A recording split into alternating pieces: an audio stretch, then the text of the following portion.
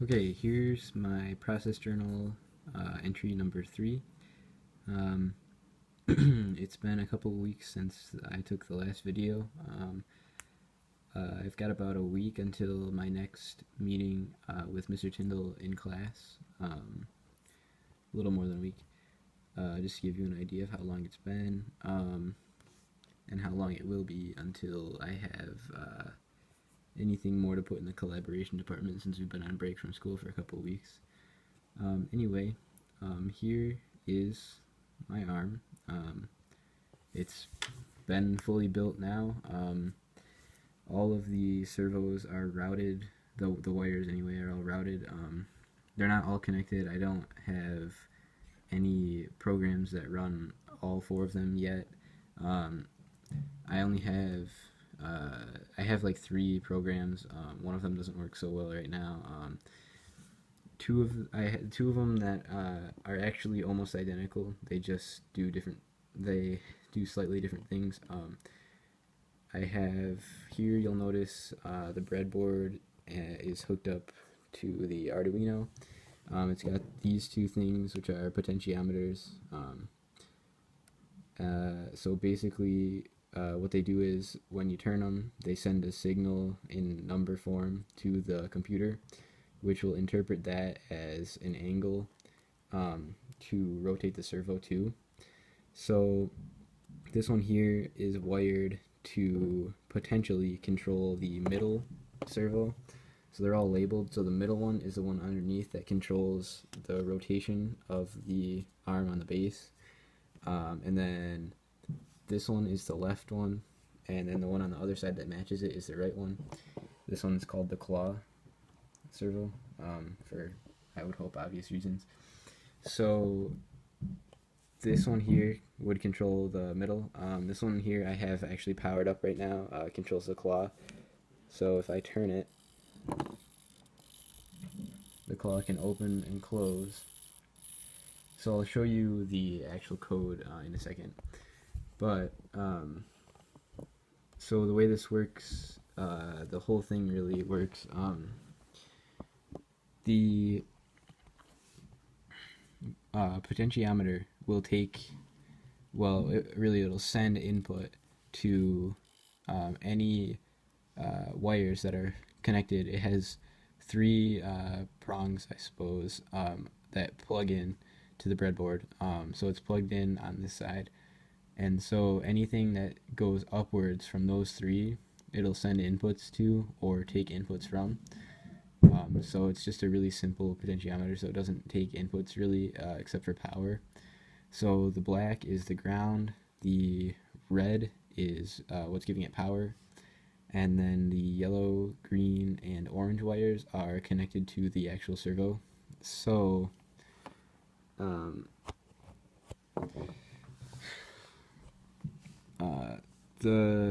this is actually really easy to use. Like I said in the last one, the libraries for Arduino are really user-friendly, really easy to write with, really easy to use. Now I have some little bit of experience with it, so I can actually say that it's fairly easy to write with. So all the ports on the Arduino are labeled, if you can see that. So it's probably a little hard to read, but the red wire is plugged into the 5-volt port here, and like I said, the black one's plugged into the ground. It's probably a little bit blurry, but it doesn't really matter that much. So these 2 are the potentiometers. So if you can see the numbers next to the ports there, a little bit of focus there. It'll say like A0 through A5. So that just stands for analog. So that those are things that are giving inputs other than a program from the computer. So the program for claw movement is actually quite simple, really. So I have it labeled as control pot claw, which control the potentiometer for the claw servo. So it says include servo.h, so that's just excuse me, that's just saying that it's using servos. So then it says potentiometer pin equals 1, so that shows that it's plugged into, and there goes my computer, so that shows that it's plugged into analog 1 on the Arduino. And then it says servo pin equals 6 because I have the claw servo plugged into number 6 on the other side of the Arduino. So then it's saying these things, servo, semicolon, is just saying that then following is the actual code that's going to affect the servo. So void setup is just, so it's saying that the following functions are going to be just the setup code. So what'll always happen when I upload this program to the Arduino is, and then run it really, it'll always do this first. So in case I either unplugged the wires or flushed the Arduino or something like that, it'll always do servo attach servo pin. So up here it says that it's going to be attached to number 6, so it's just going to attach the servo to number 6 if it isn't already. So void loop, this is just everything that the program really does.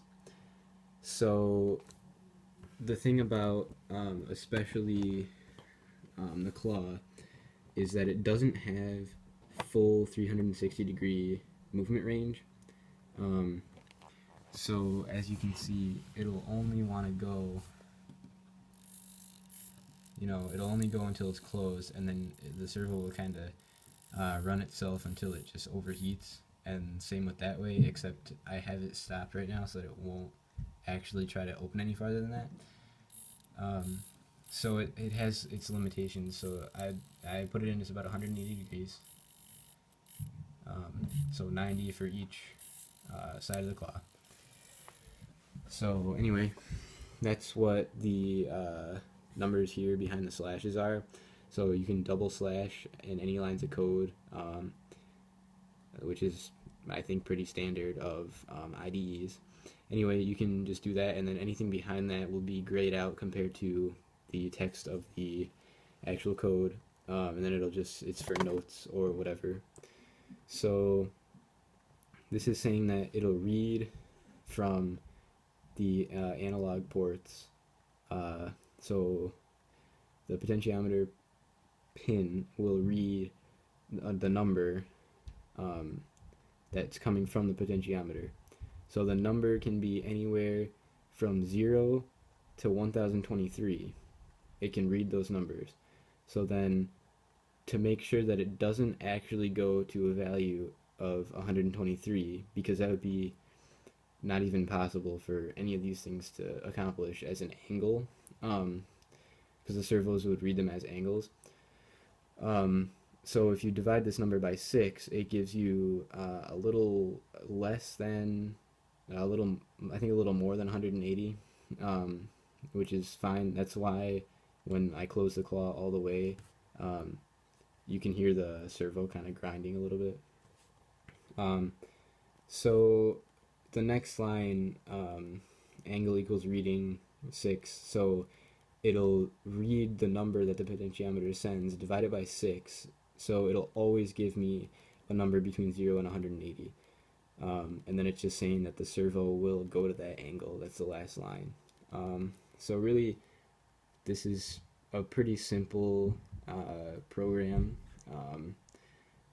This can be put into conjunction with other things. So the other problem that I was having was that each servo takes 5 volts to run it. Well, it doesn't take 5 volts, but I can't power 2 at the same time with the Arduino, which is why I had the battery packs. So I'm still trying to find an effective way to hook that up to the breadboard. I don't remember if I showed that in my last entry, but basically I had some wires plugged into the top part here, a positive and a negative, and then they were just running to the two battery packs that I had from my Snap Circuits kit, which worked fine. It definitely needed a little bit of refining, so that's what I'm going to be working on in the near future. Once I get that working, I will be able to power, or I guess control, both of these at the same time, and then also have more programs that run the left and the right servos, so that I can like have full control over all the movements of the arm. So there's not a lot else for me to say. I mean, I guess I can show that this actually works. So these are the power cables. They were powering the claw servo. So I'm just going to switch them over now. Oops. So that they're powering the middle one. So I can just plug them into the right side for power, left side for ground, to the ports that are adjacent sort of to the potentiometer. And I can, the next thing that I have to do, the Arduino will only read the last program that I uploaded to it. So now I have to go over to my laptop. I gotta open control potentiometer mid. So now this is basically the same, it's actually the exact same program, except that I changed out the 6 for an 11 here servo pin, because the pin is 11 and not 6. So then I want to upload, and then there's a little progress bar down in the corner, and then if there's a problem with it, it'll stop and I'll get an error message in the black below. So I'm just gonna have to wait a second here, and there it goes. So there's no problems. That's just telling me how much space the program took, which was 2% of the dynamic memory. So now I can turn this. It would hypothetically have full 360-degree range of motion if the wires were a lot longer. I'm not entirely sure if I want it to be able to do that. I don't think that's really necessary. I think 180 to 240 degrees is plenty. So I don't think I'll really work on that too much. Another option would be for me to extend this part that actually rotates out a little farther, so I could mount all this onto it, so the Arduino and the breadboard onto that, so that I could just rotate and the whole thing would just move. But then that would be a little bit awkward with actually controlling it. So yeah, this is, I'm just, moving it. You can watch the arrow to prove that I'm actually turning it. And then it turns this. So I think it's going really well so far. It's not taken very much time as I had allotted. And I think one thing I will say is I don't think that all of the things that I had planned for programs will be entirely possible. So I don't think that it's really plausible for me to make this be able to like play chess, because it can't really learn to do anything. It's not like an AI or anything like that, so it would always just play the same game. And so after the first move, it might just be completely busted. So I think anything that I can actually control it freely from here will be workable. The other thing is I'm not certain that I will be able to control it from the laptop, but I have found another thing. I can have a Wii nunchuck hooked up to the breadboard, which can give me joystick control over everything but the claw. So I'm gonna see what that entails and such. So we'll see about that. Other things I need to work on in the near future would be powering multiple servos at once, so I can at least get both of these together. And then I'm also gonna get cracking on programs for these, which I don't think will be really hard. It's just gonna probably be about the first one that I make, just to make sure I've got it right. I'm gonna have to move them both at the same angles, I think, at the same time. So it'll probably just be something that like moves it, all the way up and then all the way down and then back to the middle or something like that, just to make sure I've got it down. And then after that, I can see about. By that time, I should have two things working at the same time. So that's annoying. I can probably just have one potentiometer hooked up to both of the servos and then just power them both like that. So that's the plan for the immediate future. I guess I'll talk to Mr. Tyndall next time I see him about what my schedule should look like. I'm not really I'm still not sure on what I'm gonna do for recording actual coding. I got video editing software as a gift recently.